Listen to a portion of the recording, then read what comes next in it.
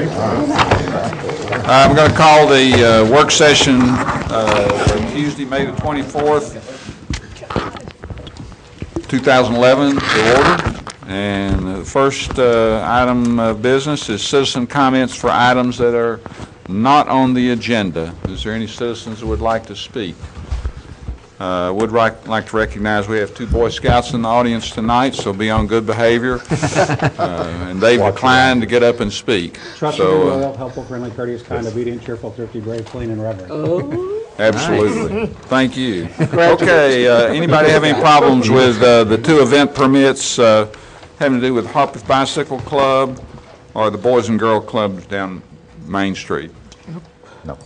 I just want to make a comment on item 3, and again, certainly not item 4, but we are working, I guess, in a agreement with the county, because they're going to be in the county and in the city, and I would, for the lack of a better term, encourage the Harpeth Bicycle Club to be as courteous as we are encouraged whenever they're out there, because they're going to be all over the county on every road and everything, and anybody that's out in this area will have to work around and through the bicyclists as they maneuver through the streets of Franklin and through the streets of the county. So, you know, the courtesy goes both ways. Any other comments? How far is the route? It's all over. What's the length of it? There's no map on here, and there's no. There he is, and it's like a bunch of different ones. Yeah, it's, there's 100. David, you want to come on up? Yeah. Oh, there's different levels of ride. Yeah. Yes, sir. There's two routes. There's a 62-mile route and a 100-mile route. And we There's are a little recommending that they have 14 off-duty officers with them. So that'll give us sufficient manpower to cover both routes. And we work closely with the sheriff's office to make sure that it's a safe event. And there is amplified music during this time as well, according to this permit. At least that's what I'm reading here, 6:30 to 3 p.m. So that would be within our current. So we just need to make sure everyone knows that. Is that correct? I think it does say it starts at 6:30. I believe you're Okay, right. so that is, I mean, as long as The everyone. corporate headquarters. Okay. Okay, all right. Thanks for that. The music will actually be at Nissan. Nissan's Okay, the music will be, okay. sponsor. That's good. And that's where the music will A be. classic rock would be the music. Okay. Take requests. Take requests. Okay, any other comments about 3 and 4? And then we'll go to number 5, consideration of contract award to Unity Fleet Sales of Bryan, Texas, in the amount of $59,900 for a used 2003 International bucket truck. And this is a follow-up, I think, after we had a discussion.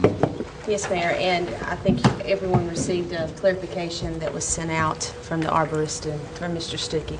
If there are any questions, we do recommend that we still go with the used vehicle for $59,900. And this vehicle is specifically equipped for the forestry work. It's different than the one we've been borrowing from streets and using. It's got further protection and capacity in terms of in the bed to take materials, and so it really is a much more efficient way to do the work. Talked further also with our fleet manager, who's very comfortable with the quality of what we're getting. Of course, again, we still have the 30-day period from when we receive it to make sure it's what we thought we were getting. But to give you a sense too, the existing bucket truck that we have that's of similar age in the streets department is actually not even on our replacement cycle yet because of the life that we think it still has, which is in excess of 5 or 6 years looking out. So pretty comfortable that this will provide us with a lot of service for a number of years, and then the specialized equipment associated with a truck for forestry use, including the additional 30 feet reach that it has, all contribute to being an appropriate acquisition for us and an opportunity to save some money long term. Okay. So this is a 2003, and the one that we have with streets right now is what?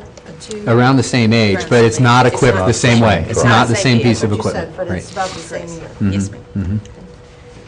I apologize for bringing that up forward in that meeting, but we just wanted you to have the best. We didn't want you to. No, no Have apology. something. Well, you would have thought that the parks director would bring a picture in, but she didn't. And so that goes back to me, so. We were a little but we had- suspicious with no picture. I know. So, but we go from there. Thank you. We're sometimes And this is on both agendas. easily amused. Is there a used car salesman in your family? No, I'm answering that. no. What's it going to take to get you in that forestry truck? Finger point, although we Yeah. Okay, number 6, consideration of amendment number 1, contract number 2011-0064 to the Boyle Cool Spring 2 Joint Venture Road Impact Offset Agreement to include signalizations of the Carruthers Parkway at Corporate Center Drive intersection. Mr. Parker. This is what, excuse me, what I passed out to you before the meeting, or if you weren't here, it was at your spot, is in regards to this particular item. This came before you before, we were looking at this, and then after that, Mr. Stuckey and I have been in discussions with Adam Ballas with Boyle concerning the, what needed to be included, and as if you look at the memo or the letter I passed out to you from Adam of yesterday, and of course you're just now getting it, what they're asking for is that the city would fund the additional milling and paving, which, trusty map, I didn't get it on the overhead, which is what you see in red on this, which is what we would need once we do the extra laneage, and we'd be milling existing asphalt and then topping over all of it, which would be the additional lane plus our own existing, which makes it a better surface. Something we typically do when we add lanes and things like that. They're asking if the city could take that on as a cost, and that's almost $87,000. They had a bid for that, and that's what the price would have been for them. In talking, Mr. Stuckey and I were looking at that. If you decide you want to take that on as a cost that the city would do, of course, it'd be after the work's done, and it would be included into the city's paving program as under your annual contract. So How much is that? it's approximately $87,000. Oh, I see it. Right there. The other thing they're asking for is for the city to help fund the signalization work itself, and that they're asking for just around a quarter of that cost. In that, if you recall, the signalization is going where the entrance is to the conference center, Marriott Hotel Conference Center. It's right there at that intersection. Corporate Center drives across from where our entrance is to the. So they're asking for the city to fund a portion of that signalization. Mr. Stuckey has talked with the county, I guess Roger, Mayor Anderson, and of course the county is not interested in helping in funding any of that aspect. But that's what is being asked for, and in lieu of what is before you as far as adding the monies for all this work. They're asking if we could take on part of it and pay for it, and which would then reduce the offset agreement, should you decide to do that. So, and what they're asking for on the signalization is a little over $59,000 for city contribution. So, And I guess our staff recommendation with this is we were comfortable incorporating the milling and paving aspect at the end of all this, so that it all is resurfaced at the end of all this work. But we're not, our expectation was that the signal would be included and paid for by the developer in this case. So that was where we were in terms of our recommendation coming into this. And we're just seeing this letter today as well, but where we were going to recommend this come out is that we would incorporate that milling and paving in a future street resurfacing program, and that the rest of it would be handled through the developer as part of this agreement. So that's how we, essentially how we wrote this, how we anticipated this. You're leaving it like that? Well, it's up to you how we do it. It's ultimately your decision, but that's how we're recommending. your recommendation. Yes, yes. Go ahead, So Alderman. you're asking, if I get this straight, that they cover the entire signal? And Yes. we do the milling? We designed the signal. The signal's designed. Already. We I was gonna did say, that what several stage is years that? ago. So the signalization work is designed. And what we would do is just hand over the plans to them for construction installation. And let me ask you something.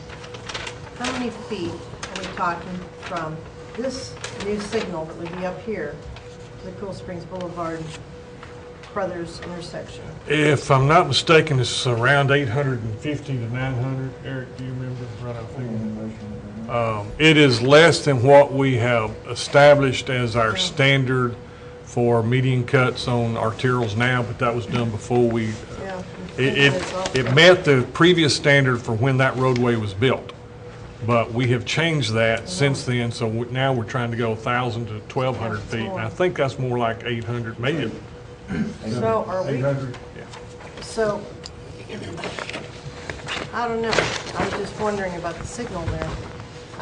I know we sort of need it, but it's awfully close to that intersection. I'm not real comfortable with that. But can you give me any examples around town that are less than, like maybe it's 800 feet? Well, Very now, the similar. Interstate on 96, you have the ramps that are 600 feet or so apart. Center Point and Royal Oaks is 550 to 600. Okay. So, and there's several places that we have less than that. Like I said, that was set as a standard for the minimum that we wanted to be able to have this situation, but we have since increased that standard because of, again, traffic and Just, seeing getting things. those But signals so close it will together. work. It will be part of the synchronized when we get all that cabling in that's going in out there now. So it will be part of the system. Well, And see, you've got a lot of traffic, you've got a lot of jobs on the one side, and you've got the hotel and conference center on the other.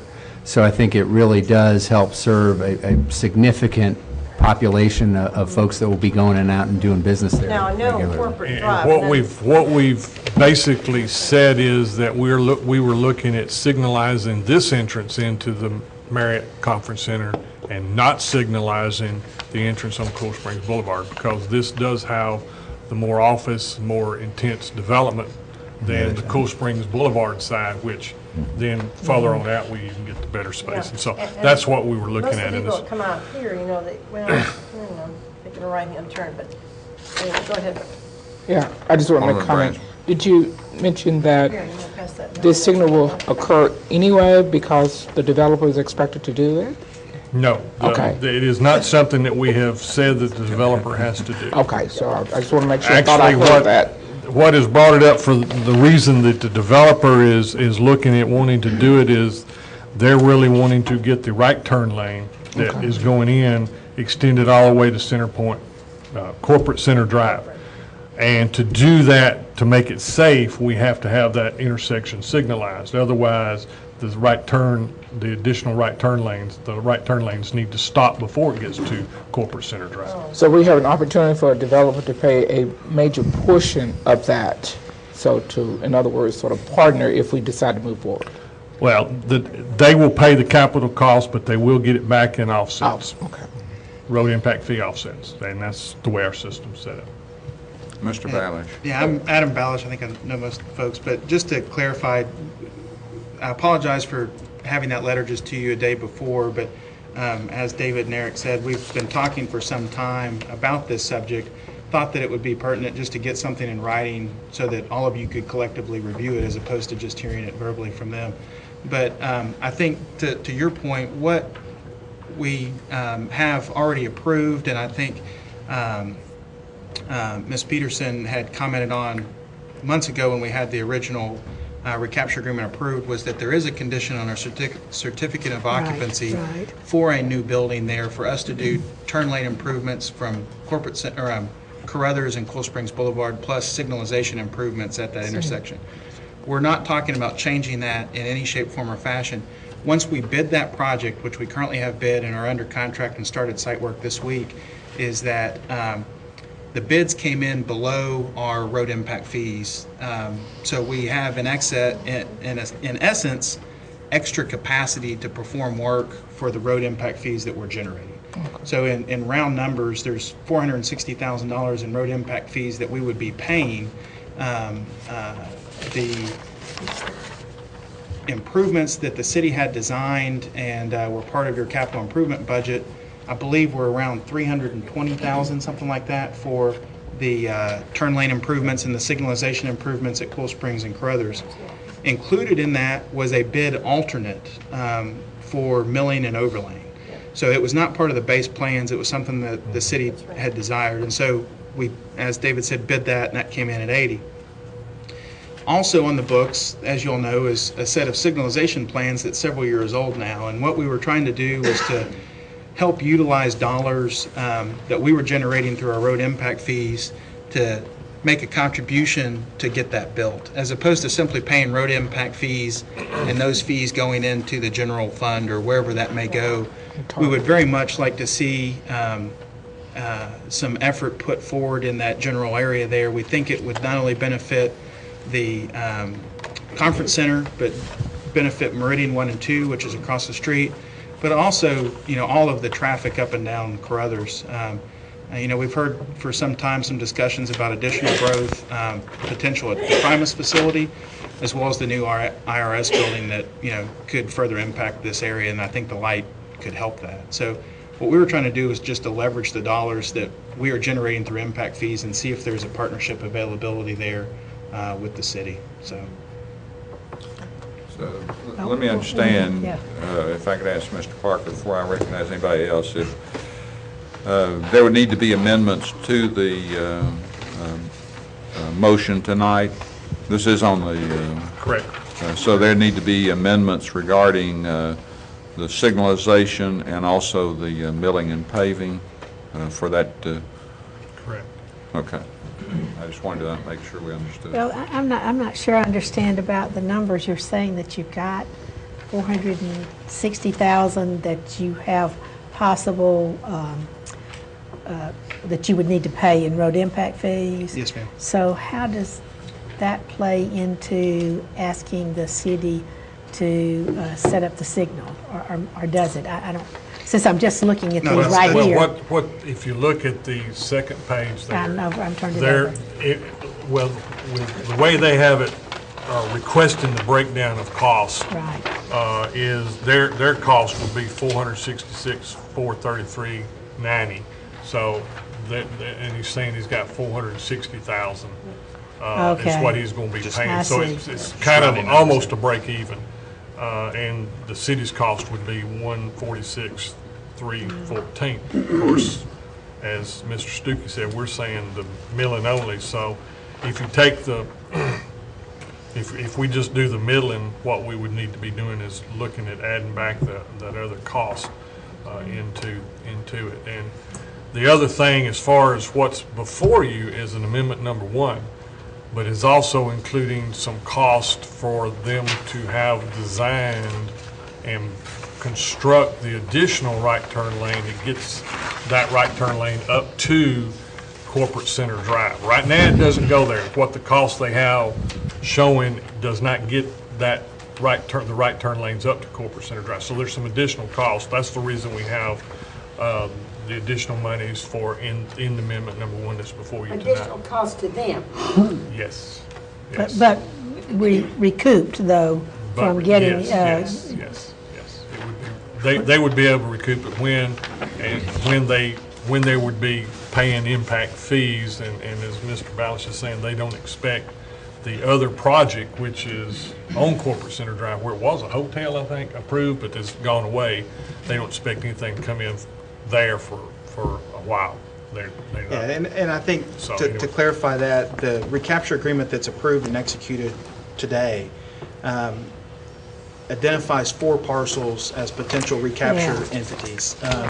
There's essentially Phase 2, 5, and 7 of Meridian. We have pulled a grading permit on Phase 7, which is the large office building, and are getting ready to pull a permit for Phase 5. So collectively, those permits generate about $460,000 in fees that we're ready, or will be soon to commit. The 4th property is what formerly was approved as a Westin Hotel in between Meridian 1 and 2 off of Corporate Center Drive. And that site plan has expired. It's hard telling when market conditions would allow for that project to be re-engaged. So having the recapture agreement in place is not a negative if you increase the dollar volume. Because at some time, if we chose to make those improvements, we would have the ability to recapture those. What this letter is requesting is essentially knowing that we were getting ready to spend $460,000 to look at ways to leverage that, in the next, this year, to see how we best make improvements out there this year.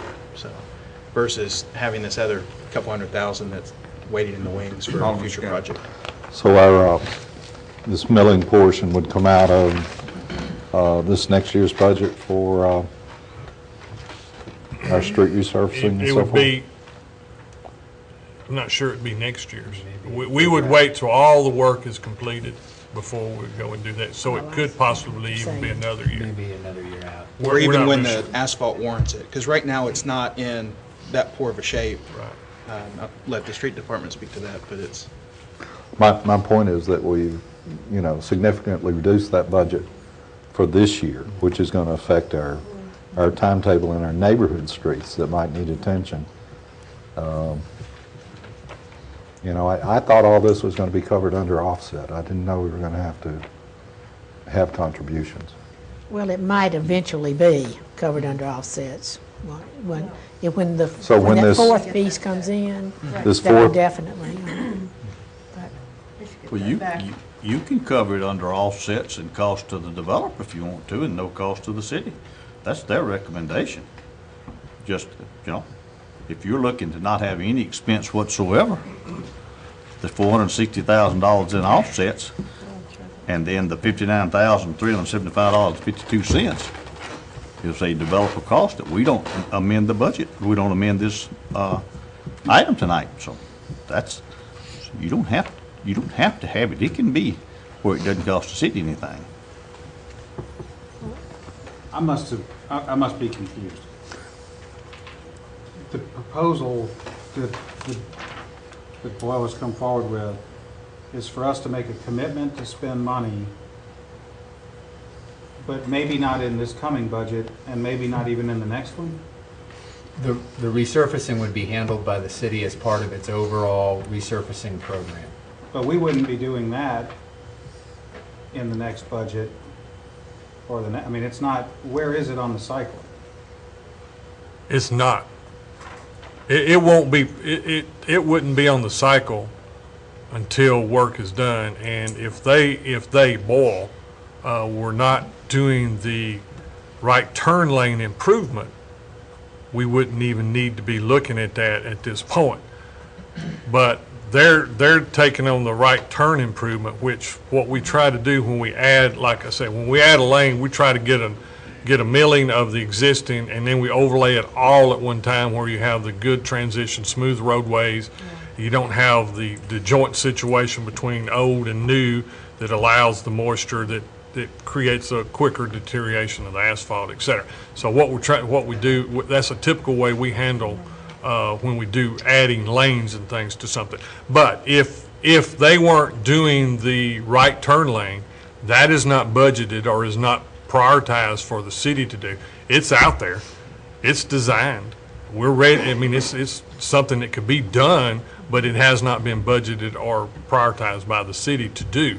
So they're needing it or wanting it for their project, and now we have the agreement for them to do the turn lane and the signal modifications at Cool Springs and Carruthers, but not the signal at Corporate Center and Carruthers.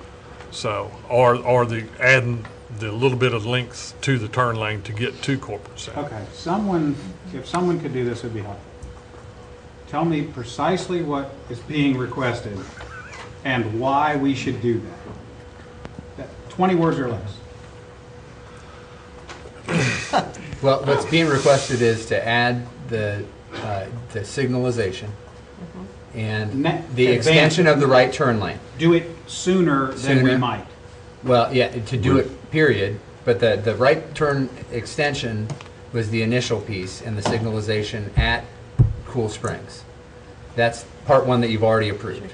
We want to add the extension of that lane further up to Corporate Center, and we want to put in the signal that's been designed but not funded yet, along with it, because that'll help all of that work together. Now, we would do that anyway. It's just a question of Eventually. when. We would be looking That's at the development. trying to get funding for the signalization, but not necessarily the extension of the right turn lane. Now, we may, but it's something that we have not really even looked at. It's something that came up as far as helping that situation when Boyle was looking at it. They brought that up.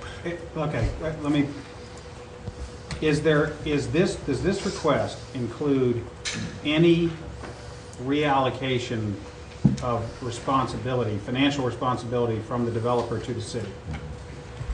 Not the current request that's on your agenda tonight. Well, what I would say is the resurfacing is something we would ultimately be doing at some point. And we would still evaluate that and do that at the point that it makes sense for us to do in the grand scheme of Which how might we be- spend $1.7 million or so a year on resurfacing. Which might be, 3 months, 3 years, or 15 years. That would be our call based on the need that we So that- assess. And that portion is, Approximately Is- $87,000. huh? Around 87. All 87,000. right, so 87,000 is being moved up in budget priority. Eventually, we would do it, unclear exactly when, Even within this agreement, it's our call about when to do it. but we know that we would do it, because as I understand it, one advantage to, or one reason to do this is to do the milling and resurfacing all at once. But we're being asked to accelerate the budgeting of this milling work to the tune of 87,000. That's not something the Potentially, developer would ever have to pay for. That is and would remain our responsibility. Correct. It's just a question Yes. of when. Correct. All right, what about the light? Does the light represent any reallocation of responsibility? Well, our understanding before this letter was that the light was going to be all under the developer's funding. This 59,000 Do that. is something we hadn't, David and I hadn't understood. We'd had a conversation with Adam and thought the city's part was the milling, resurfacing, and the balance, the signal was going to all be on Boyle's expense. So that's different to us. We still are recommending that approach. That's where we had it in mind. Adam can make the case otherwise, but that's how we're looking Well, at that. That proposal, though, as proposed by Boyle, would be a Is there a- change in Is responsibility. there a clear answer to whose responsibility the traffic signal would be today, with no modification, no agreement, no nothing? Just who's got to do the signal? We would not put it in at this point. Not And not we at this would- point, but, And we would not either. okay, so. Now, it's an now, improvement. saying that, we, as being staff, will pretty quickly be looking at trying to make some pretty strong recommendations for that signalization because of the safety that it will provide for the traffic in that area, because we do have a tremendous amount of traffic coming through there. And so we would be looking at that, and that's the reason we got it designed, to have it ready for But when this we need it. agreement not only accelerates it, but shifts the responsibility. Shifts the capital cost to the developer, if the infrastructure would be in place and would be paid for by offsets, correct? It's an opportunity to deal with all these issues in one. Well, I'm One for- agreement. I'm for that. Right. I mean, I like getting things done, I don't like going back, tearing things up, not getting things done when it makes sense to do it. Yeah.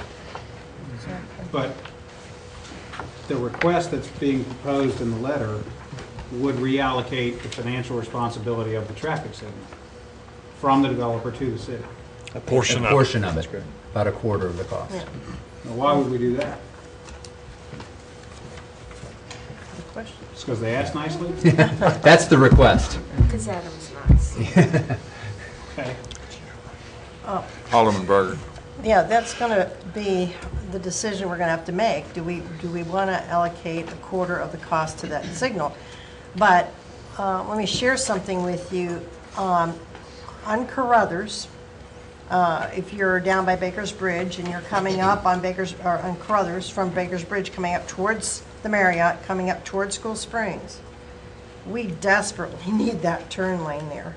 That is a nightmare there every day with that traffic, and I understand more. I think about that light. You know, we've got to have that light because, and I can see when we get that turn lane, when you all get that turn lane done, Adam, I think that light, I don't want to see that. I don't want to see that light going in there too late, because coming out of Corporate Center, that is going to be another bottleneck trying to get people out of there just to get into the right turn lane. And if that all doesn't go together, I think that's going to be a problem. And I think to respond to that, Mr. McClendon, your question as far as why would you do this? If we have the recapture agreement without any contribution from the city, the recapture agreement dollar volume is approximately $690,000, I believe, with the request that's on the agenda tonight. Out of that, like I said, we were prepared to spend $460,000. This other $220-some thousand is for a project yet to be determined. So to speak to Ms. Berger's concern is that we too see the benefit in accelerating all of these improvements at one time. And I don't believe we are prepared financially to accelerate the turn lane at Corporate Center Drive and the Marriott in this package because we don't have the project in the wings to repay that through the road impact fees at this point. So we know that we have extra capacity in the improvements as far as what the bids came back and the fees that we're generating. And so we can fund a portion of that signal, but not all of it. Okay, And well, so there's- that's that $60,000 spread. There's two separate issues. One is making sure that when we go out there and put up barricades and tear up the street and do whatever we're going to do, that we do everything that reasonably ought to be done at once. I'm for that. It's the doing that and also reallocating responsibility to the city that is kind of where I'm stuck, because, I mean, we have an interest in good infrastructure, but the developer has a clear interest in getting as much asphalt and traffic signal to access their property. I mean, they want the traffic signal before they have the building that would require it. And, which is, I understand that, but asking us to chip in on it is where I'm kind of stuck. I mean, moving it up is problematic just because of budget constraints, but taking on part of the responsibility for something that we ultimately wouldn't pay for, I don't know why we should do that. What's the traffic flow out of there right now on Corporate Drive? Do we, As far as the counts per day, I don't know that off the top of my head. We submitted a traffic study to the engineering department probably last year sometime that illustrated that the level of service would certainly improve with I know, these it's- additional improvements. it's significant on over there Carruthers now. there. I mean, So- it's not like, And it's not necessarily just the traffic coming out of our development, but there's a lot of cross traffic, and most of the time it's from people out of town that are going in and out of the hotel center that are Yeah. problematic with accidents and things like Yeah, that. because you really should go on Cool Springs and take a ride. That's right. You know, if you know the area Right. at all, and there's no traffic signal on the on the Carruthers That's part of it. So if you all, are, and certainly we would have an interest in you all accepting the offer that we presented to you all, but I think one thing to make clear that if the recapture agreement stays and you don't reallocate who's responsible for these funds, one thing that we would probably want to see stay the same is that the condition of a certificate of occupancy for our new large office building only be conditioned on the Carruthers Cool Springs turn lane and not this additional And appurtenance. which is where it is right now. Is That's- that, it yes, is, ma'am. it is right now just predicated on And- you're doing the. As right the turn lane. amendment is written, it is only on the original, yes. Not the signal. That's right. What's the 225,000 on I want the the signal. amendment then? That is to cover it would cover the signal, the extra work needed to extend the right turn lane, and the design for that work. So that's the reason we need it. We didn't have enough, there wasn't enough in the agreement to cover all that work. So that's the reason we And the set up. the- 460,000 that was in the existing That's the agreement total. came in under budget when we actually bid it. And so we thought that we were going to utilize that full 460 to do the plans that are currently in place. So what we realize now is that once we bid that work, we can do it for less than the 460. So the difference that you see in this amendment of 229, I believe, is just the delta of these additional improvements plus the bid work that we had on the plans that the city had designed and were trying to do themselves. I'm still not sure I understand what you're saying about that, though. Well, it's, Well, Because- if you go forward with the amendment, we need to alter the number based on what you approve or what you want to do as far as if you want to do in the future the milling and stuff, or if you even want to help pay for the signal. So And that we'll we be need to required to change. submit actual draw and financials of what the true cost was anyway. Alderman Clooney. I've looked in my crystal ball and I see myself making a motion to the effect that we agree to cooperate on the timing, but that we not reallocate any financial responsibility. Does that make sense? Is that inclusive of the milling and resurfacing, or is Yeah. that just on the signal? You've got to do the milling. I want us to have the project done with the exception of the signal. I think we can go back and do the signal when, I mean, if my motion means that we do not do the signal now, okay. But the milling and everything's not connected to the signal, right? Right. Okay, so, I mean, I wouldn't mind having a signal either if it were free, but it's not. And I don't want to reallocate responsibility for it just because the developer's budget will not today cover it. If we're not going to do the signal work, or if it's not going to be a part of an agreement of any type, if the signal goes out, then we don't need an amendment. Okay, why not? Because you already have an offset agreement for $460,000, which will be altered if necessary in the future based on actual cost. Once So the it's only done. purpose of this amendment is to reallocate responsibility for the traffic light? For the signal and the extension of the right turn lane, but we're not going to recommend the allowance of an extension of the right turn lane to Corporate Center unless the signal's in. So All there's right, extra that's- right turn See, lane that's, work. all right, well, And all, so- now the dots connect, I get it now, okay. So Well, if the signal, if it's not going to be done and all, then we don't need an amendment. And they work under the existing agreement that they have, and we get that all built and et cetera. In other words, number 6 would be defeated If, well, if we're not going to do the signal. But as is. Just withdraw it. The Well, I think- signal is 236,000 about, right? Because you're The saying. signal at Corporate Center Drive, the bid from Stansel was around $190,000 for that It's right work. here, one there. But we're paying, if we paid 59,000, that's only, you said 1/4 of it. It's approximately More closer to a third than well, a quarter. third, whatever. Third. Never Yeah. mind. Okay, third. Thank you. It's 190. And You the look under the allocation is first- 130,000 of oil and 59. let me see if I get this now, okay? And I'm not suggesting anyone's doing anything insidious or nefarious, I just want to make sure I get it. What we're really being asked to do is to approve an amendment and chip in a third of the signal, because the developer doesn't currently have the budget to do it, and we all think it might be nice to have the signal and the additional laneage now. That's what the developer is proposing to you. The way the amendment is written would provide for the full payment of the signal by the developer and the extension of the right turn lane. Because that's what we thought was originally the deal. Okay, so we have the letter on the one hand asking to split the light, Yes. and we have the actual amendment Which that is staff they pay the prepared, light. which is that they pay the light. Mhm. Yeah, and I would ask that you keep on the agenda tonight the opportunity to add the signal and the additional turn lane into a recapture agreement. Yeah. So when the time comes for future development, we were more than happy to do that work and have that recapture agreement in place.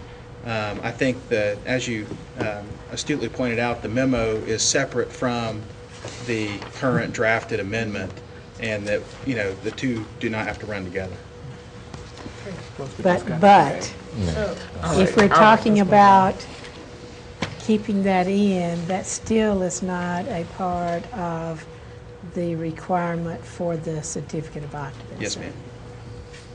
Okay. But now, would it, what effect does the extension of the right turn lane have to do with that? As far as the CO, no. Just the work. It's just, Well- it's just the, Just getting it done. it's just the right turn lane that stops just short of Corporate Center Drive. Okay, stops just short. That's what Okay. is approved at this point. That's what is the offset agreement at this point. That's what the CO is predicated on, is that work has, that in the signal modifications at Cool Springs and Carruthers, that's what that's predicated. But Dave, how do we get it extended to Corporate Drive? Because That's what I would want be it- covered under amendment number 1, but staff does not recommend that it be done unless that intersection is signalized, because you have safety issues without it Exactly. being signalized. And I'm not interested in having, may I speak, I'm sorry. Absolutely, then we're I going to am move on. definitely not interested in that turn lane not being extended to Corporate Drive. I'm telling you, we have to have that extended to Corporate Drive. We have to. It's just, drive there 3 times this week and you'll know exactly what I Okay. mean. Well, what I'm hearing Mr. Balish say is he would like to have you approve, and you correct me if I say it wrong, amendment number 1 at your voting session tonight, but it would not necessarily be, the work would not necessarily be done very soon. They would wait. They're getting it set up for when they do have a development that would come in that would pay for that. So they would be waiting to do that. It would not be done as a part of the original. The original work will get done, the signal will happen at some point in the future. And it will go to Corporate Drive. And we'll get it in big print between And this section and the next one. And one thing I do want to point out, if you go through and you keep it on the voting session, it should have been Yeah. changed to 229,000 versus 225. And there's a reason for that. That's some design fees that we discovered that needed to be included in it, so it'd be 229. Yeah, Okay, can you get that reworked between now and the voting session? It's reworked. I had it That's before, exactly- we just oh, didn't. good for you. Linnea and I did not communicate correctly together. And that has been And I rectified. did not get But this. it's Sorry really for the important that we confusion. go to Appreciate Corporate Drive, and I also think it's very important to get that signal in, because once you go to Corporate Drive, you've got to have a signal. Got last comment from Skinner, Mike Skinner. Great. Will we tie the paving money up in this year's budget? Nope. Like, We will it's not. committed that we couldn't use it for 3 or 4 No, years? we will not. We will not until it's warranted. Okay. Now, Mike, can I ask one question then? What does this say? New construction, installation of traffic signalization? That's what this says on our amendment It here. provides for the signal. Signal at Corporate Center Drive, not the signal at, It's new construction, installation, of traffic signalization at the intersection of Carruthers Parkway and Corporate Center Drive, and the extension of Carruthers Parkway right turn lane to Corporate Center Drive. There is as I mentioned, that initially it doesn't go all the way there. So that's what the amendment would cover. That's just what we said we're Yep. not wanting to do, right? You have an agreement that provides for it. The timing now is in question because of the Yeah. developer's ability to fund that. Okay. All right, moving on. Number 7, consideration of the agreement for reimbursement for sanitary sewer improvements with Rural Plains Partnership for the Goose Creek sanitary sewer line. You have this in the packet. This is, as it says, is the Goose Creek Interceptor sewer. It The Goose Creek Interceptor is a line that's on our master plan. It is an extension, or it is an interceptor that starts at our 5 Mile Creek, which we have already installed, goes over to Lewisburg Pike, and this is an offset or recovery agreement for the cost of that line, and we're saying it would be $396,113. Where is it on here? I mean, they've got a lot of green and red lines. We got I red. can't Well, it tell. does not, this particular thing is to show you the recovery area. That's the area that when somebody pays a access fee, sanitary sewer access fee, they get recovery for it until they're paid out. That's what that map is, just the recovery area that goes with your agreement. It does not necessarily show the line. The line runs basically along Goose Creek bypass. We're reimbursing them for the upsizing. Is We're that, reimbursing them for I the work, understand yes. any questions? Everybody agrees on the numbers. Staff and the developer. Yes, they agree with us on that number. But I was saying, where was it going to? Because we just built the 5 Mile interceptor. As I said, out it goes this from way, 5 Mile Creek up to Lewisburg Pike, which means- along Goose Creek. Number Is 8, that right there? consideration of liquor license, retailer certificate for the Corner Wine and Spirits. Do they want This is recovery? an, go ahead, Linnea, if you want Do to they come on want down. recovery? I don't think the liquor and spirits We may have to store make a does. visit here. There's probably a signal somewhere nearby. Okay, Linnell. Yeah, this is an update. Go ahead, Linnea will cover it for you. We issued the certificate to Bruce Cerati last month at your board meeting, but this time they came to us as an LLC. So we're just revising the LLC, putting the certificate in the LLC's name, mentioning Bruce Cerati as the managing agent. That's the only change that we're making on that. So they're in operation. All right, I don't believe so. They need to get this passed so then go to the so they can state. go to ABC and get their license. Where is this? It's the corner of Mac Hatcher and Hillsborough Road, the Corner Wine and Spirits, currently owned by Elizabeth Ward. Okay, so that's what I was getting at. It's not a new liquor store, it's No, it's existing. part of a transfer of, Right. okay. Right. Okay. Number 9, consideration ordinance 2011-09 to be entitled an ordinance to amend Chapter 1, Sections 1.7, 1.8 of the City of Franklin zoning ordinance to clarify requirements. This is another in a series of text amendments that we're going to be doing over the next several months. This is a clarification of some of the provisions in our zoning ordinance covering nonconforming uses. We're deleting that section that you see before you simply because that is covered in another section of the zoning ordinance. We are looking at some triggers to decide when something goes to the previous zoning ordinance, the 1991 zoning ordinance in terms of amendments, and when it becomes part of the 2008 zoning ordinance for the amendments. That is pretty much a clarification of the activities that are already in that ordinance, and the Plan Commission did approve this 8-0. Anybody have any questions? Moving on then. Consideration ordinance 2011-15 to be entitled an ordinance to amend various chapters and sections of the City of Franklin zoning ordinance to clarify requirements and correct minor textual errors relative to canopies, off-street parking standards, and daycare centers. And again, this is another in the series of text amendments, and you'll probably see 2 to 3 of these a month. This one allows canopies that have solar panels on them to be standalone canopies. It's sort of a nod to our sustainability provisions. It also clarifies off-street parking, in particular for outdoor dining and outdoor dining activities.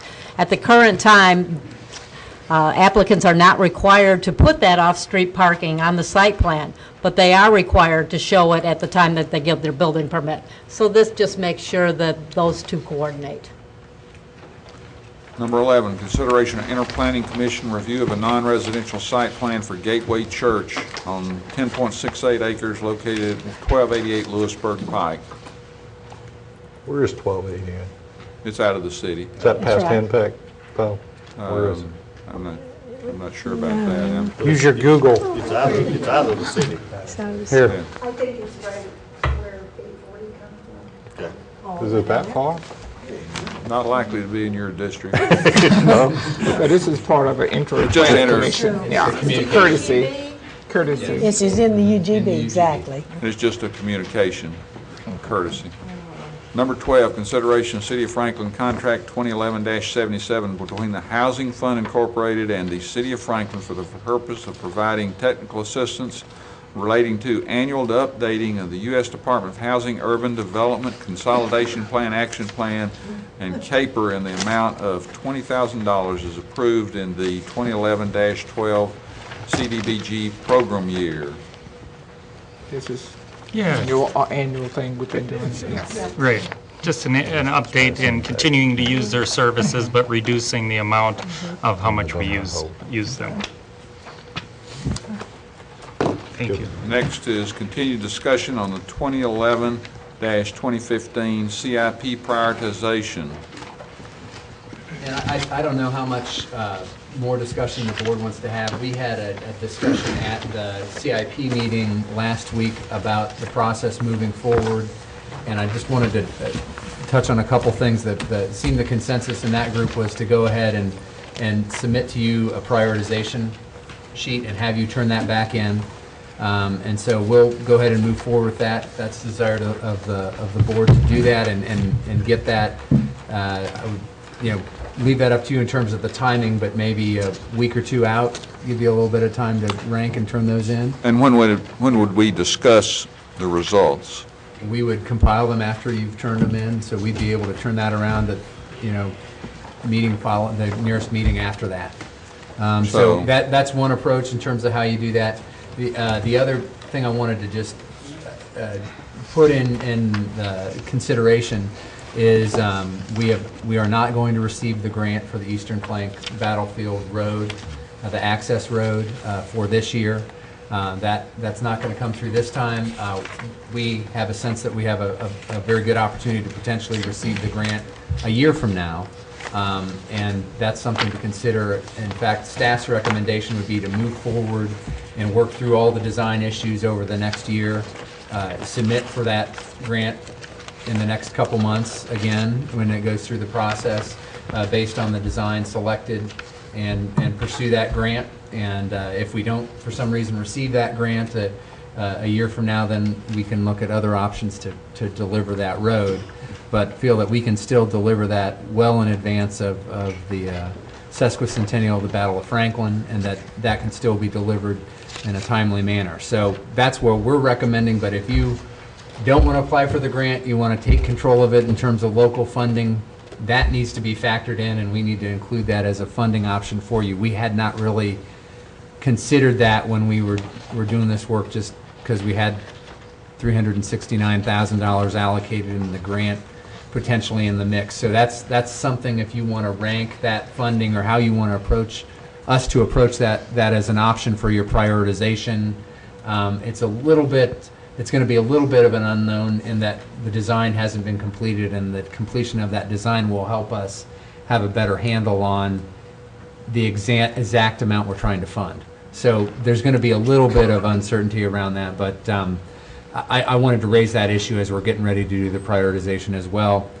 We've also submitted to you some updates on some of the financial information that we had some discussions about and some requests around, and I sent that out to you earlier today, but also gave you a packet of that, and I can go over those if you'd like to. Alderman Martin.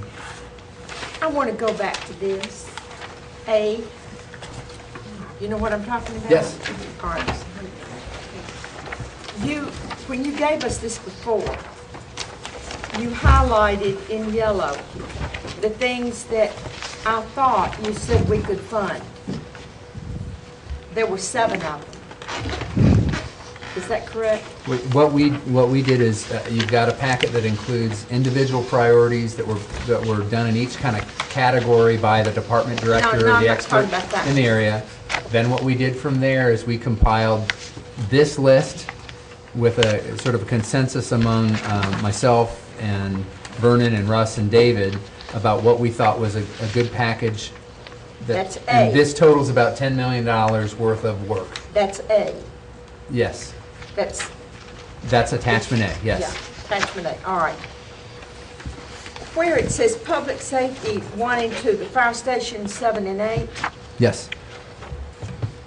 you've included both of those there. Nothing's been built for the second and for, is it 7 or 8? West 7. Haven's there. So why would you include that other fire station? We're designing both They're stations both at once designed. because the designs are going to be I understand- essentially the same. I understand the design, but why would you build them?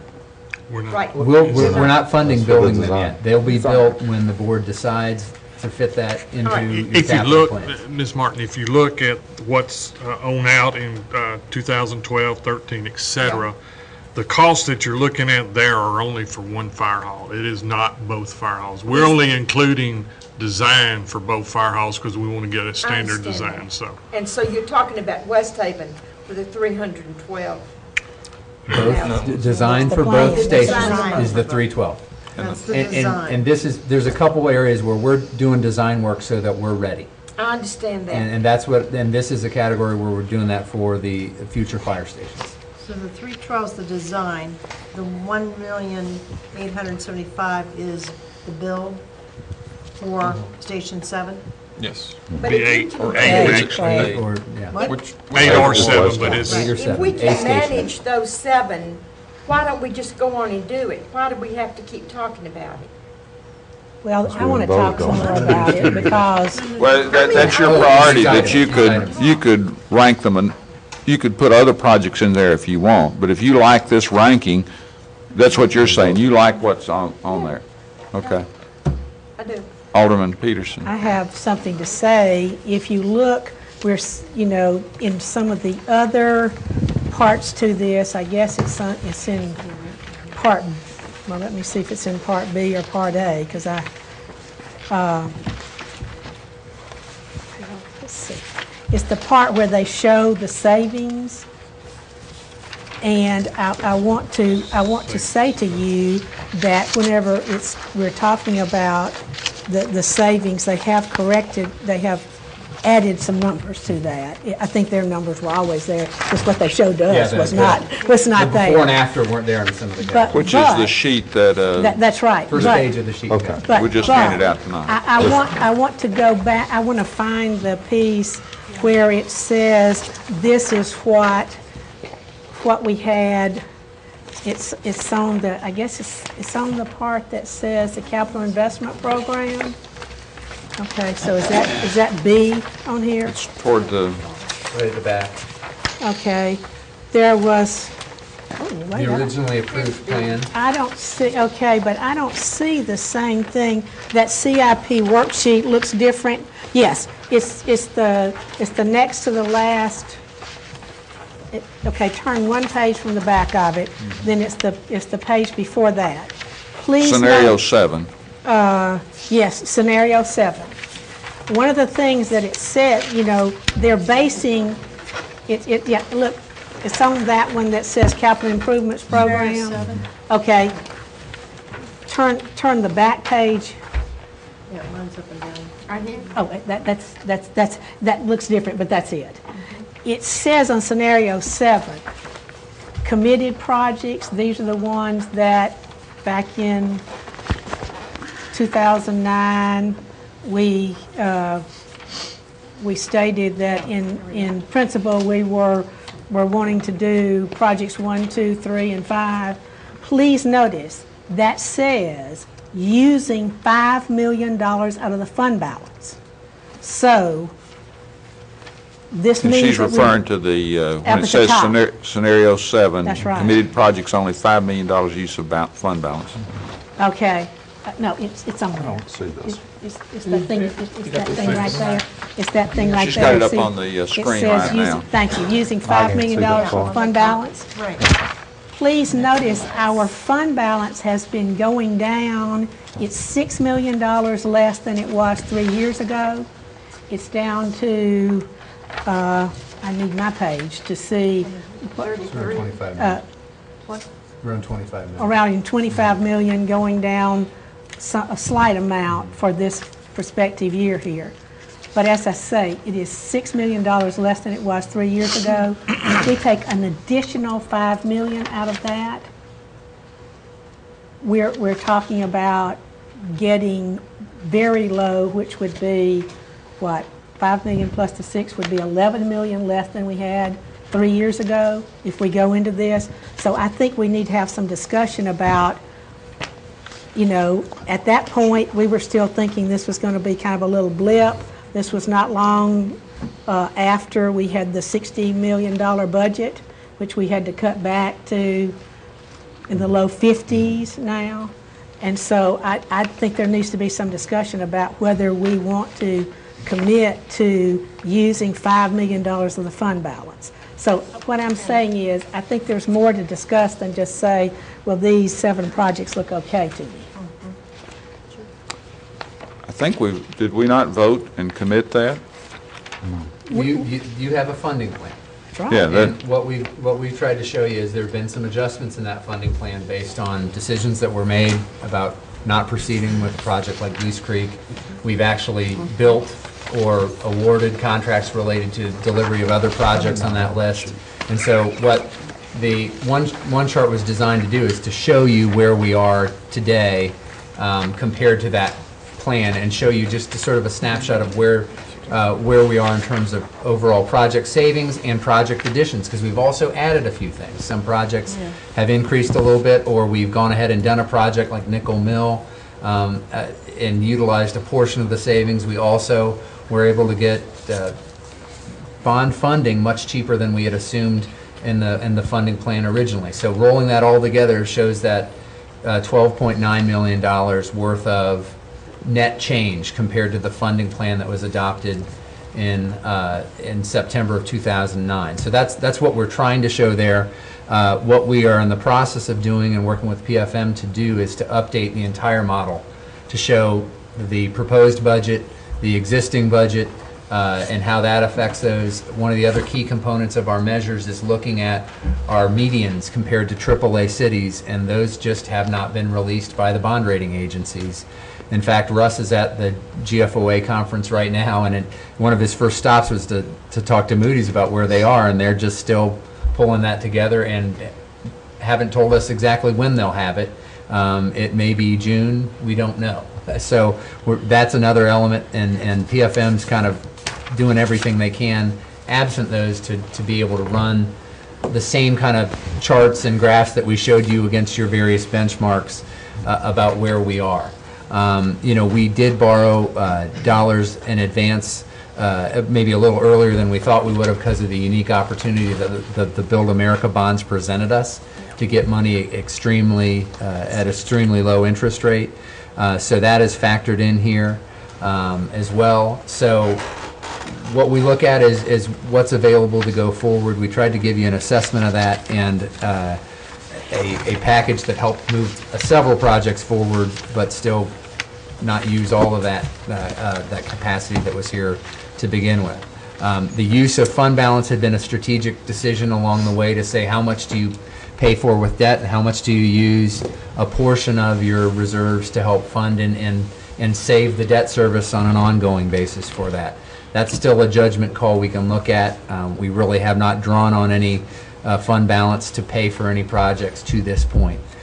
We've got about $10 million worth of bond funds that we've already borrowed that are waiting to go into projects like Hillsborough, and we've got to borrow the balance or use fund balance for a portion of that to complete those projects. So that's kind of where we are, working through the funding plan as we have it today, looking at what you want to update and what, if any, projects you want to add to that work plan, and where we go from here. And the prioritization and the package we put together can all kind of help get you there. And through all of this, we'll work through the update of the financial model. Either way, if you make decisions to add them, we can show you the impact of those, or show you a further refined update of where we are today as we get those numbers. You have one other follow-up question? I have a question. Where did we ever put in those interest savings that you've named to be $2,892,000 that was never in any of these numbers here, were they? I'm not sure I understand Okay, your if you question, look- except if- for the... They wouldn't have been in there because that was well after No, you but did what I'm this one. saying is, why, I mean, I understand that that's going to be an eventual savings to us, but that, No, it's a savings now based on what the actual cost of borrowing was on what we borrowed to date versus the assumptions that were made in the funding plan.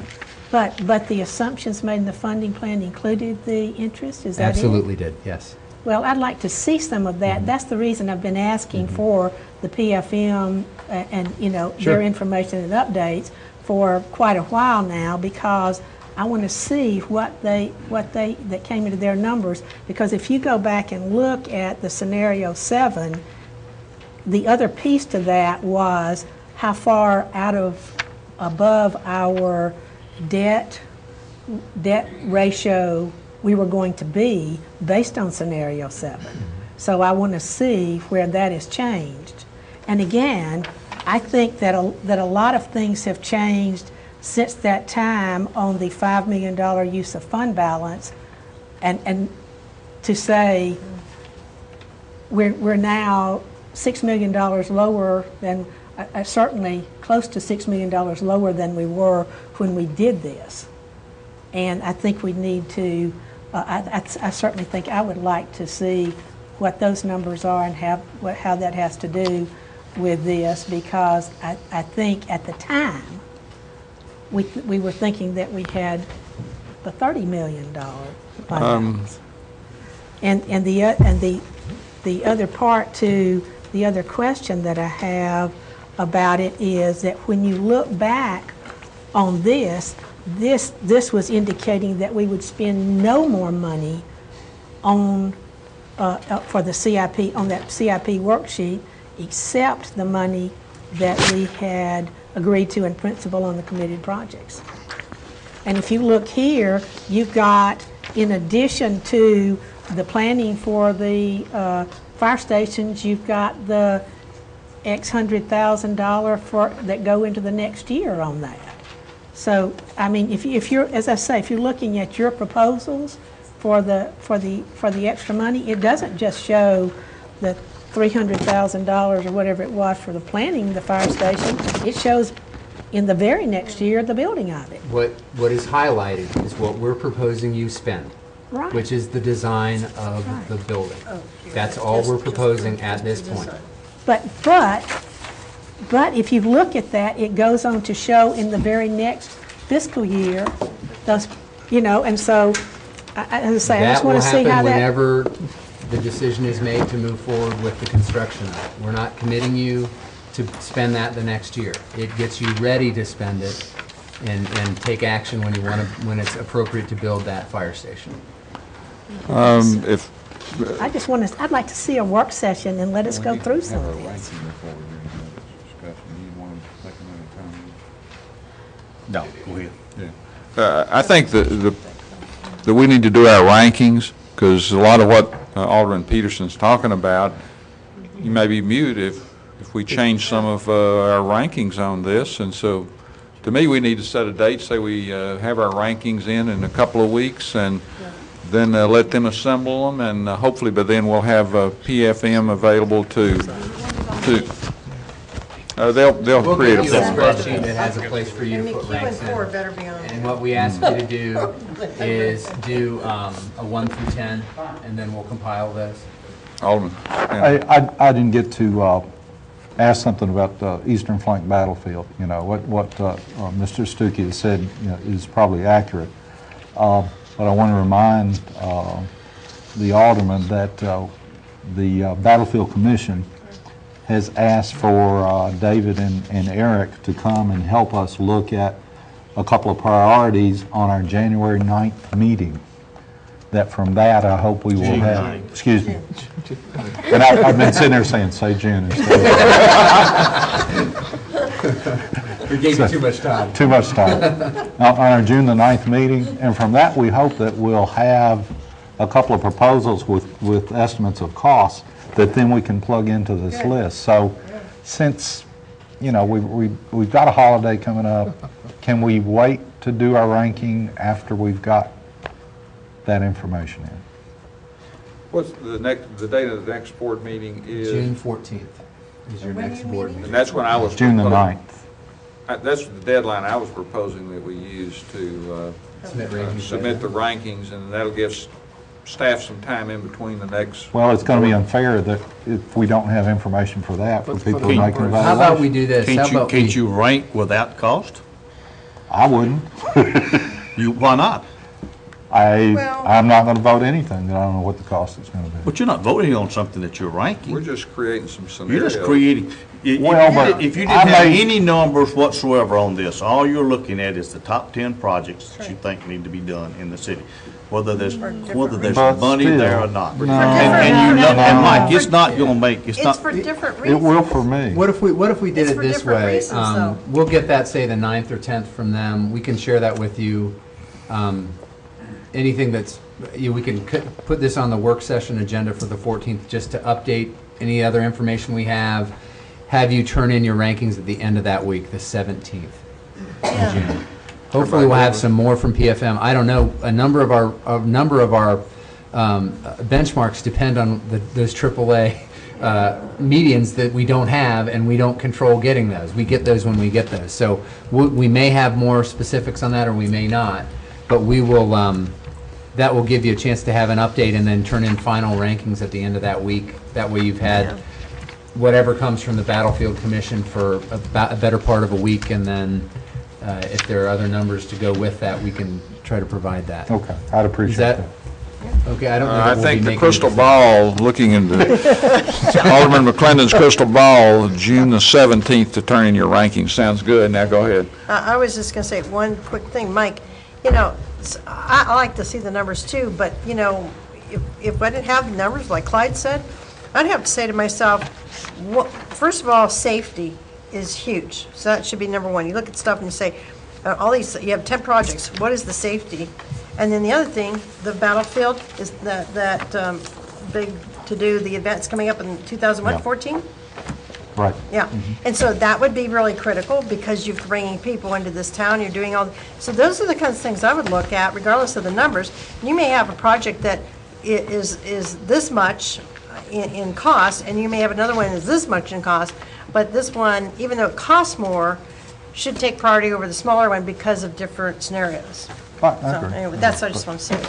Mr. Mayor, one last comment. My comment is to say that from what you all were thinking, one of them, I think some of your thought process were, let's create some certain scenarios where we can step into some projects, do a little something each year, whether it's design and not necessarily build, so that we are moving along the line.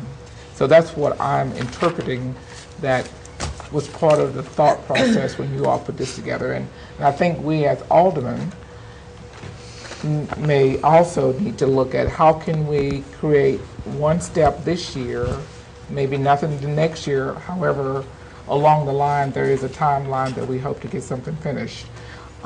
Because we're not going to be able to do all of these wonderful things in 1 year or in 2 years. We're going to have to step into the cost of design / build / next step. And just keep that in mind as you go through. Okay, June the 17th. So start studying. Number 14, consideration of Tennessee Historical Commission grant for design restoration assistance of the main barn at the park at Harlansdale Farm project in the sum of $25,000. And this is the agreement for the $25,000 grant. This is not on your agenda tonight to vote on. It would be on the June 14th agenda, but we had discussed this with you previously. We had modified the scope of the project a little bit to narrow it to focus more on the overall preservation of the basic structure of the barn itself. And the granting agency has basically gone along with that modification in the scope, but this is the conditions they've provided related to that, and I'd be glad to take any questions or discuss it with you further. Catherine and Lisa are here to cover that. Anything I didn't say or should have said? No, sir. You did it Okay. very well. What is, Alderman Peterson had her hand first. Well, I had sent an email this afternoon saying I have a concern about parts 2 and 3 on this first page here. It says owner agrees that no visual or structural alterations will be made to the property without prior written permission of the grantee, which is the State Historic Preservation Officer. And it says that and my question is, at some point, did we not look at some proposals for every one of those small houses on there that they were going to cost about $200,000 each to put them back into service or something? Not put back into service, but whenever you're talking about no visual or structural alterations, are we committing to say that we will keep every one of those buildings? And from what I remember from some years ago, or certainly some months ago, but I think some years ago, the proposals to fix them so that they could be used were extremely expensive. And I really, I mean, $25,000 to accept $25,000 to say that we are promising that we're going to bring those up to speed is a concern that I have.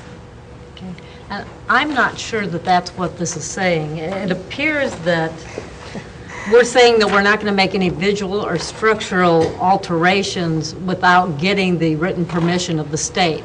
The state understands the situation. They've been out a number of times looking at those buildings. They understand where we're at. We're not planning on making any visual or structural changes to those buildings at this point in time. It doesn't say that we have to rehabilitate them. It just says that we're not going to change them for the next 5 years or so without the written permission. And at least the people that we've been talking to at the state are well aware of the conditions of those buildings. But in number 3, it does say, so as to prevent deterioration and preserve the architectural and historical integrity of the property. And you know that we're just talking about the barn itself. There's going to have to be some rather large amounts of money spent, probably fairly quickly, to prevent the deterioration. So my concern is that by agreeing to this, we will have committed ourselves to spending a great deal of money that I do not know whether we're prepared to spend. This is reverse leverage. In other words, we often talk about leveraging grant money by putting up 10% and getting matched. This is the opposite. We're getting 25 grand and committing ourselves to maintaining in as good a state and sound state of repair as on the completion of the grant-funded work, and to maintain the subject property. And the property is more than the barn. The property is the grounds, collateral appurtenances, and improvements of Harlansdale Farm. A lot of the same, if I may, a lot of the same language is also what we did 5 years ago in our conservation easement. We're under the same contract basically with the land trust and with the same type of same language. Yeah. And so they do understand by being on the property. We are not, and we've made it very clear to them because that was our concern when we received this covenant. We're not investing in all of the facilities on the property. But they are still, basically this is I guess, this language is in every one of their grants. It's not just for Harlansdale, it is in everything that they do. But we are under that same obligation with the land trust under conservation easement as well. But I can't say that But we haven't taken any money from them. But we No, but we're still under the obligations. And Well, you know, whenever you're talking about the long-range plans for that and the long-range expenses for that, you know, that's something that needs to be looked at again. We've looked at it, but it's been some time ago, but that was all pretty expensive. It's a full restoration project out there. I think the It most definitely important is. thing right now to focus on is that whatever we need to do to get the roof on the barn to keep it from deteriorating anymore. If there's no barn there, Harlansdale loses a lot of its historical meaning. So whatever we need to do to get to the point where we can re-roof the barn to protect it from additional deterioration, we need to do that, and we need to do it quickly. Can you go ahead. I respectfully disagree. I agree that we need to dry in the barn and prevent it from deteriorating. I think it is a significant overstatement to say that we need to do whatever we have to do. I remain concerned that this $25,000 is creating a third-party an obligation enforceable by a third party that is not less than 10 times $25,000. And if we're doing this for the sake of getting some grant money to rehabilitate the barn, then the definition of property needs to be redefined for property being the barn. Because when I think about Harlansdale, I think about the barn. Okay, that's the highest priority. Okay, a number of those outbuildings may or may not have equivalent historical significance. I doubt they do. They may be old, but Harlansdale could be Harlansdale without at least some of them. I am not willing, for the sake of 25 grand, to commit the city to however many acres that is of perpetual maintenance of everything that is there today. And that is what this says. What I'd like to try to do between now and June 14th is for us to explore narrowing this to the barn. I think that's what we're trying to address this as, and that's the work that we're doing right now, is focused on the basic dry in and preservation of the barn. And see if we can try to narrow that focus so that it doesn't encompass the entirety of the property. Alderman Barnhill, you've got a minute. The only thing I'd add is if you were able to get this agreement to be for the barn only, then I don't have a particular problem with the grant and the pursuing of the grant, but no, certainly not tying up $200,000 on some of those little houses out there. And those are some of the numbers that we've been quoted.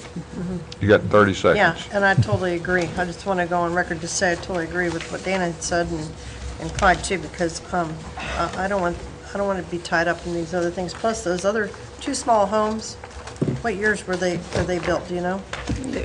They're not historically the worker significant. homes, they're in the 30s and 40s. Yeah, and they're not historically significant. Well, the Hayes home is older than that. The larger home is one The thing, Hayes but home the is small, more two small ones when you drive in on the left. Yeah, no. Correct. The other We one may back on the right. even want to talk about taking those down. Bring it back. Okay, we've got an executive meeting at 6:30, so we're going to give 7 minutes and maybe a little more for discussion of the process for exploring options for the City Hall project. I'll do the best I can. And really, this is about the process itself, not the specific decision. I wanted to have an opportunity to go over with you what I'd like to bring forward from staff to you to look at in terms of options and direction as we go forward and look at our options for City Hall. Let me talk a little bit about the components that we would look at. We would evaluate the various options, provide you with analysis of issues and opportunities related to those options, some preliminary range of costs associated with those options, some basic financing and financing approaches and options related to all the options, but there may be a common thread through all of those, a general timeline associated with those.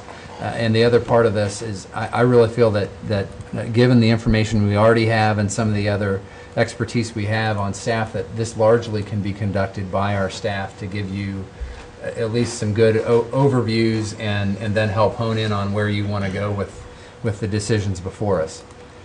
Let me run through the options as I see them, or the basics that I think we want to look at, and be glad to take your feedback on this. But first, evaluate the viability of the existing building.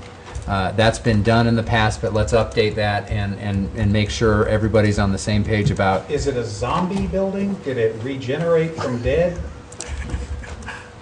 I'm not sure I understand the question. I really encouraged Mr. Stuckey to make that comment, because I think we know that it is in the zombie state, but I think that we want to make sure the public understands that it is in the... Well, I mean, the building was declared DOA 8 years ago. 7 years ago. Did it magically regenerate? No, I told him to put it in there because I thought that the public needed to understand. I agree, but I agree with you, Mayor. I just think that what we need to do is republish the study, not convince ourselves that the study was accurate when it was rendered 7 years ago. It might not be a whole lot different than that, but I think the general question that you sometimes get is, well, what's wrong with what you have now?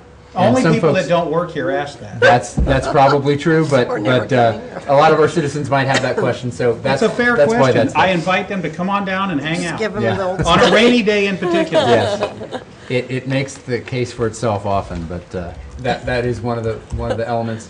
The next four really deal with the go forward of a city hall hotel mixed use development that has been discussed over the last few years. Looking at just doing city hall at this site. You may have some retail space on the first floor that might be integrated with that, but essentially just do City Hall. And then City Hall, if it was developed somewhere else, what would that look like? Just to give you a baseline comparison of if we weren't in this site, what might it look like if we did it in a greenfield or something like that? Again, there are a lot of limitations to why you might want to do that, but at least gives you a baseline sense of what that would look like. And then, is there an opportunity for a downtown redevelopment that could be used as a city hall as well? And those are the basic ideas that we would come up with that you at least need to understand, look at the implications of, and then gives you something to give us direction going forward on as we kind of take a step back and look at, as we get ready to make these decisions, what are our options. One of the things I would like to do in conjunction with this is to conduct a parking study specifically related to the City Hall Hotel mixed-use development. We need to understand that a little more completely.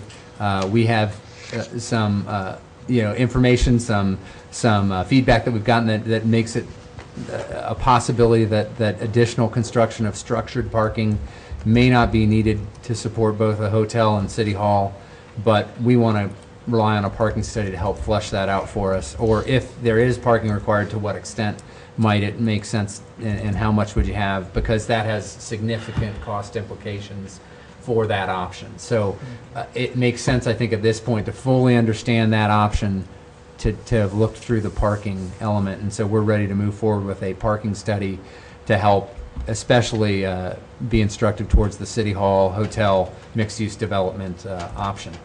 So this is what we would work from, really looking to form some staff teams to help work through those options and give you additional information, additional things to look at as we're getting ready to make the decisions to move forward, and then maybe highlight areas we need to develop more information, more understanding in. But that's what I would propose we do as a staff team and bring that back to you. I can't tell you exactly when that will be. We'll try to move as quickly as we can, but we want to make sure we've got good information and have thought through the options thoroughly when we bring them forward to you. And so I welcome any feedback you have on that approach. We kind of put our heads together and said, well, what would be the reasonable questions that you want to take as you're getting ready to make this decision? And if you step back, what options would you expect to have gone through? And that's what we've tried to develop here. So I'd be glad to take any feedback you have on that approach. Just have a question. Whenever you're talking about the financing, would you include the cost of going somewhere else for a time? Oh, the temporary? Yes. Yeah, that's going to have to be a project cost associated with Just wanted to check. Various options. A couple of those will have that as an element for sure. So, temporary housing or transitional will be a cost that we're going to need to develop. Will there be any citizen involvement in this planning with your staff? At this point, I was looking at just developing a framework for each of those. If you'd like us to incorporate that in the process going forward, we can. I was just thinking of trying to come up with an overview, a framework, some basic information, maybe highlight where there may be other issues we need to do additional work on, but start a dialogue with you around these options, make sure everybody's comfortable and that we're on the same page as we move forward in making the various decisions we need to make. That might be a good point. Alderman Scott. I think the main priority on developing these things ought to be to establish costs for each of these scenarios. And for us to hear that early on before we get really, really deep into details. And what we'll do, just another kind of finer point related to that, is as we're looking especially at developing or building a new building, we'll have a common set of expectations so that one's not a real cheap build and one's a really expensive build.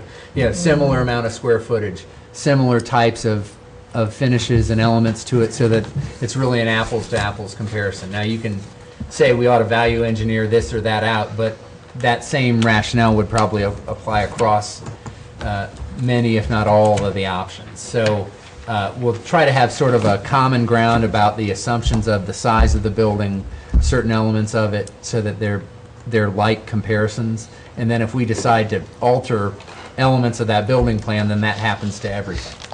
Didn't we already do a lot of this where they had the different departments come in and say this is how much space we need? We've done space assessments, and So that's what will drive the square footage, Okay. and we've really got that as kind of a baseline for all of this. And when was that done? I can't remember. It's been some time. Probably 4 years ago. I believe early 2008. 2005? Yeah, 6? 2008 early. Oh, I'm talking about since we've been. Well, I was Well, thinking, there's work done before that, I think, to do some I space think it was, assessments. Yeah, 6 or 7. Our motion to go into executive session? And we'll have, this will come up, we have a public hearing on this tonight, because we've got people in the. You're really working on, rezoning and the concept plans for the mixed-use development. This will be part of your decision as the owner. You unplug me. But it is a Yeah, that's on public hearing.